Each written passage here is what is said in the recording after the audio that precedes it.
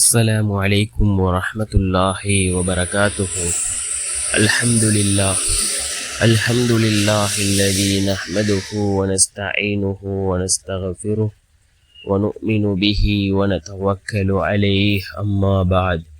அன்பிற்குரிய அல்லாஹ்வின் நல்லடியார்களே, அன்பு சகோதரர்களே, நாம் தொடர்ச்சியாக பார்த்து வரக்கூடிய துஆக்களினுடைய திக்ருகளினுடைய தொகுப்பில் இன்று நாம் பார்க்க இருக்கின்ற விடயம் என்னவென்றால், நாம் இந்த துஆவை ஓதுவதன் மூலமாக அல்லாஹ் ஜல்ல சுப்ஹானஹு வ தஆலா நம்முடைய வாழ்க்கையில் உள்ள தருத்திரங்களை அல்லாஹ் நீக்குகின்றான், முசீபத்தை அல்லாஹ் நீக்குகின்றான், அதே போன்று செல்வ செழிப்பை அல்லாஹ் ஏற்படுத்தி தருகின்றான். அப்படிப்பட்ட மிகச்சிறந்த ஒரு துஆவை தான் நாம் இன்றைய வீடியோவில் பார்க்க இருக்கின்றோம். அன்பார்ந்தவர்களே, அல்லாஹ்வின் நல்லடியார்களே, ஏராளமான துஆக்கள் இருக்கின்றது.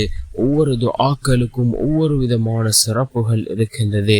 அதே போன்றுதான் இந்த துஆவை ஓதினால் வீட்டில் உள்ள வறுமையை அல்லாஹ் நீக்குகின்றான். தருத்திரம், முசீபத் இவைகளை அல்லாஹ் நீக்கி செல்வ செழிப்போடு அல்லாஹ் நம்மை வாழ வைக்கின்றான். அப்படிப்பட்ட மிகச்சிறந்த ஒரு துஆவாக இந்த துஆ இருந்து கொண்டிருக்கின்றது. நாம் துஆக்களை ஓதக்கூடிய நேரத்தில் யக்கீனோடு ஹலாஸோடு நாம் துஆக்களை ஓத வேண்டும். அவ்வாறு ஓதக்கூடிய துஆக்களே அல்லாஹ்விடத்திலே கபூலாகின்றது. நாம் ஓரிரு தடவை துஆக்களை ஓதுகின்றோம், நான் துஆக்களை கேட்கின்றேன், என்னுடைய துஆக்கள் கபூலாகுவதில்லை என்று கூறுவதை விட, நம்முடைய துஆக்கள் எப்பொழுது கபூலாகுமோ அதுவரைக்கும் நாம் துஆக்களை கேட்போம். அல்லாஹ் நிச்சயமாக நம்முடைய துஆக்களை கபூல் செய்வான். நாம் கேட்கக்கூடிய துஆக்கள் ஒருபோதும் வீணாகுவதில்லை. அல்லாஹ் நமக்கு உடனே பதில் வழங்குவான், அல்லது சிறிது காலம் தாழ்த்தி அல்லாஹ் நமக்கு பதில் வழங்குவான். அதே போன்று நமக்கு ஏற்படக்கூடிய ஆபத்துக்களில் இருந்து அல்லாஹ் நம்மை பாதுகாப்பான். அதே போன்று அதனுடைய கூலியை நாளை மறுமையுடைய நாளில் அல்லாஹ் நமக்கு வழங்குவான். அன்பார்ந்த சகோதரர்களே, அல்லாஹ்வின் நல்லடியார்களே, அதிகமாக நாம் துஆக்களை கேட்போம். இந்த துஆ மிக முக்கியமான ஒரு துஆ.